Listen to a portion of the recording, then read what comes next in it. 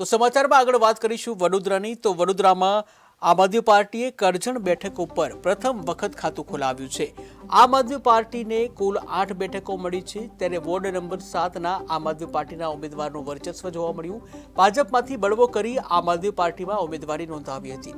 મકાન તોડવાના નિવેદનની પ્રતિક્રિયા આપી છે।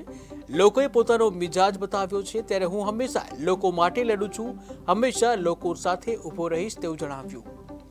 આ વોર્ડ નંબર 7ની આખી પેનલનો વિજય થયો છે। પેનલને વિજયની અંદર મહત્વનું યોગદાન રહ્યું હોય તો મારી આ વિસ્તારની વોર્ડ નંબર 7ની પ્રજાનું મોટામાં મોટું યોગદાન છે। ને કરજણમાં સૌથી વધુ કરજણ નગરપાલિકાના 7 વોર્ડમાંથી સૌથી વધુ મતોથી જીતી આવેલી અમારી આ પેનલ છે।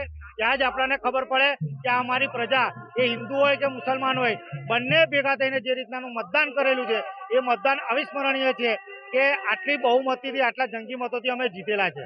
આજે તમે જોઈ શકો કે કરજણની જનાદેશે જે ભારતીય જનતા પાર્ટીની તાનાશાહી, લુખ્ખાગીરી, દાદાગીરી હતી એનો જવાબ આપ્યો છે અને 8 જેટલી ઉમેદવાર આજે અમારા વિજય થયા છે। આજે પહેલી જ વાર કરજણની અંદર આમ આદમી પાર્ટી નગરપાલિકાની ચૂંટણી લડી રહી હતી અને જંગી બહુમતીથી જીત્યા છે, ત્યારે અમે કરજણના તમામ નગરજનોનો ખૂબ ખૂબ આભાર વ્યક્ત કરીએ છીએ અને આગામી દિવસોની અંદર તન તોડ મહેનત કરી અને ફરી પાછા ઊભા થઈશું। આ વખતે અમે વિરોધ પક્ષની ભૂમિકાની ભજવવાના આવશે તો વિરોધ પક્ષની